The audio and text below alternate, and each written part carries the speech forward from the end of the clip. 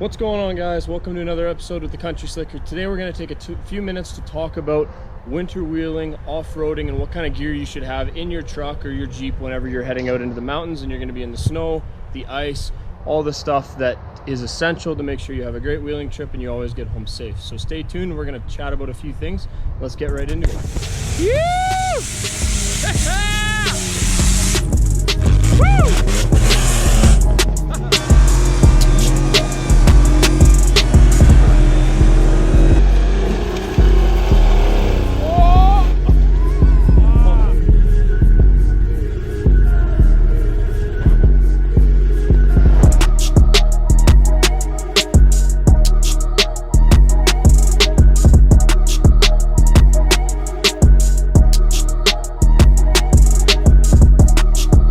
This video brought to you in part by Everybody knows some of the funnest wheeling you guys get to have is always going to be out in the winter. So when you're outside, you're in the snow, you're charging through ice, you're charging through 2 feet of powder. Those are some of the best days to ever get out in your Jeep. But some of the things that can change it from a good day to a great day, or if you don't have them, can make everything go from a good day to a really bad day. We're going to talk about some of those things. So starting with number one, emergency lighting. You always need some sort of emergency lighting source in the back of your Jeep. So for me personally, I carry an electric lamp. Okay, so I've got an LED lamp. It works good, it's soft, it's shatterproof. You can recharge it, so it's very easy to just charge up the night before and then throw it in your bag. If you don't need it, you forget about it. You don't need it. But if you're ever out working on the Jeep, if you ever have to be out and doing something to do with a recovery or repair on the trail, if you're trying to chop some wood to start a fire and you need some lighting, it's super important to make sure that you have something. A lot of people use a headlight as well, or a headlamp, sorry. You can always get a headlamp off of Amazon. They're like 15 bucks. You can even get the rechargeable fancy dancy ones for 25 bucks. Super important to have in your car though. With going into winter, we're late September, early October, we're going to start seeing snow. We're going to start seeing a lot shorter days. We're going to have a lot less light to work with. So when you go out at 9-10 o'clock in the morning wheeling and you're coming home at 8-9 o'clock at night, it's going to be dark for a lot of the time that you're out. It's super important to prepare for that and make sure that you've got an available lighting source if you do need to do repairs, chop wood, whatever it's going to be. All right, so second important thing to have with you in the winter time is chains. Okay, so everybody that I wheel with, we always carry a spare set of chains in our truck or our Jeep, our Toyota, whatever we're wheeling. We always have a set of chains. Some people will carry 4 chains, 2 for the front, 2 for the back. I only personally carry 2 for the rear, but it does make a tremendous difference if you're trying to get up a steep hill or you're trying to charge through some snow or you just have no grip.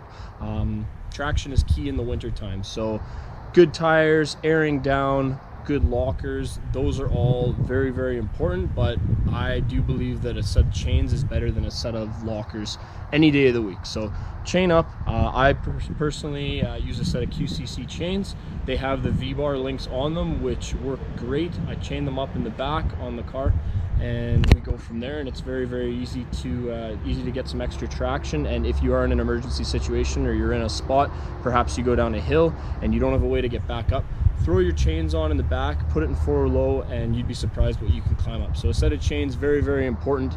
And again, a cheap thing to have in the back of your vehicle if you're gonna head out winter wheeling. I believe you can get a set of chains as low as $200. You might be able to find them somewhere even cheaper. So another important note with that, don't let the first time you put your chains on be out in the bush. Make sure when you're at home, controlled environment, take the chains out, learn how to properly install them. Remember to use tensioners and cam tensioners if you have them on there, and learn how to put your chains on properly, because if you are doing it and you're already out in the bush, you're panicking, oh, maybe you need to cut a link here or there, maybe your chains aren't perfectly sized. Those are really, really, really bad things to find out when you actually need them. So take the time when you're at home, put the chains on, give them a test run. Another very important thing to carry with you is going to be an air source. So we carry a Smitty built 5.78 CFM air pump that connects to our battery, but it's really important to have an air source as well. Every time that you go winter wheeling, you're always going to air down your tires. That's going to give you a lot more purchase, a lot more traction. With airing down tires, a lot of the time what's going to happen is if you do come sliding through a hill, you could go off the trail and hit a log, hit a berm, whatever, and that could cause a bead to pop off. It could cause you to rip a sidewall. You could have a sharp stick that you didn't see that was underneath the snow go through and puncture something. So really important to carry not only a spare tire, but an air source to pump up your tires. So I carry the Smittybilt pump. I also carry a tire patch kit with me at all times. So on top of having a spare tire, God forbid I have 2 flats in a day, I can always go and repair one of the tires, and then that'll get me out of the bush. So very important. And it's something that's actually overlooked a lot. As much as I bought the pump, and I always used to bum a pump off somebody when I would go off wheeling before I could afford one, you'd be surprised the amount of people that do not have an air source, or they buy like a cheap little $10 or $20 one from Canadian Tire, and it takes 25 minutes to pump up one tire. So getting a good pump, 150, 200 bucks they can be had for, and it will make a huge difference, and it's going to enhance your day for sure. Number 4 on the list when you're winter wheeling and you're out in the snow is always going to be extra recovery gear. Now, if you think it's demanding wheeling during the summertime, it's way worse in the wintertime. You have way less traction, which adds to the fun, but you also need a way to get some traction back and to be able to recover yourself should you have an oops. So for us, we do run a winch. We've got a 10,000 pound RFX, or sorry, 9,500 pound RFX winch. But on top of just having a winch, you do need a few extra things to help with recovery. So always carry extra straps. That extra length is going to be the difference if you need to make it to a tree that's a little farther away.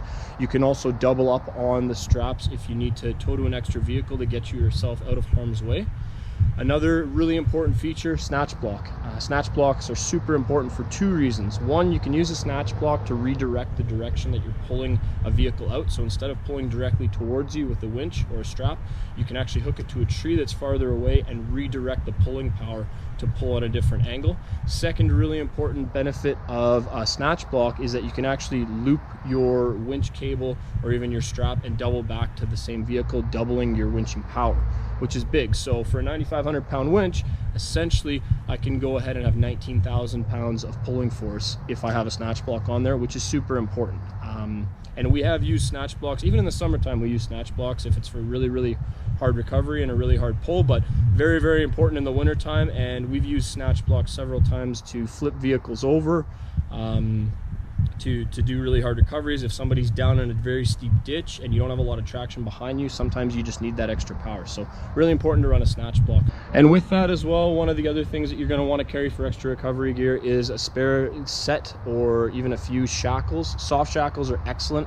They really reduce the weight that you're carrying, as well as they're going to reduce the amount of harm that can come to you if a shackle breaks. But soft shackles are excellent. I carry a soft shackle and a couple of spare steel shackles as well, or clevises. Some people call them clevises, but very important to bring with you. Those can be worth their weight in gold if you need to rig a few different straps together, or if you're trying to, even if you're trying to string stuff up and make a makeshift camp, it's super helpful to have a couple of fastening devices to use. I can't even believe I have to say this, but you would be surprised the amount of times we've gone winter wheeling and we run into people that are stuck or have been stuck or even have spent the night. They don't have emergency water, clothes, food. If you're going out in the wintertime, things happen quickly. It's cold. Here in Alberta, we get -30, -35 degrees sometimes at night. That's Celsius, so it's freezing cold.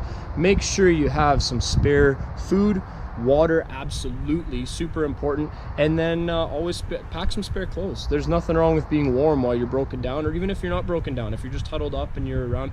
My girlfriend's always freezing cold. We always have a spare jacket in the car for her, so make sure you have jacket, winter pants, a spare set of boots is perfect in case yours get wet, a hat, very essential.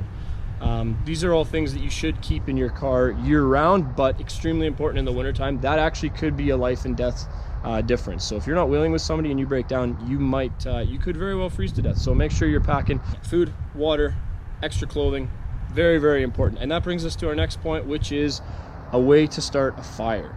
Okay, there's many different ways to do this. I personally carry 2 different lighters in 2 separate spots in my Jeep. I also carry one in my emergency pack, which is in the back of the truck. But always have a way to start a fire, always carry a lighter. A lot of people will also carry some flint and steel, which is super important.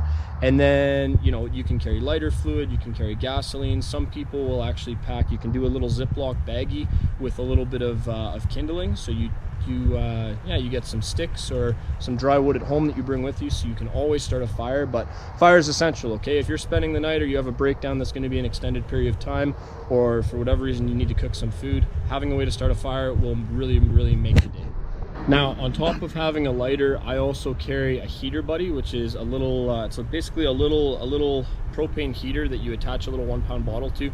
Super helpful in the winter time, especially if we're trying to heat up a tent, or if we even, again, if we just have a spot that we're trying to work on something and it's just freezing cold, and even with gloves and hats and winter gear, we can't stay warm. We'll pop the heater buddy into the car, into the passenger footwell. We'll turn that little propane heater on, and then everybody can jump in and kind of warm up periodically, which is super important. Also, it's exterior from the Jeep, which is kind of a nice feature, because God forbid we have some reason that the engine won't start and the Jeep breaks down, you can always plug that heater buddy in and know that that's a heat source without having a running engine. So that's a nice thing to keep in the truck as well. Well, you guys, that's all I've got off the top of my head. That's everything that I can think of right off the top of my head that's super important if you're going to be out winter wheeling, if you're going to be out snow wheeling, having fun, off-roading, being out enjoying it. It's the most fun. I mean, I have the most fun ever whenever we're off-roading in the winter time. Colder temperatures, campfires, cooking food over the fire, enjoying some steep and sometimes icy terrain. It's all so much fun, but make sure you pack the right gear. So if you enjoyed this video, please be sure to subscribe to the channel. We appreciate the support. As well, what are some things that you guys bring that I missed? Because I'm sure there's tons of stuff that people bring that's super important. So drop in the comments below if there's something that I missed. If there's a tip that you've got that I didn't touch on, be sure to drop in the comments below. Let us know what you bring snow wheeling, and we're going to see you guys out on the trails. Thanks for watching. Country Slicker out.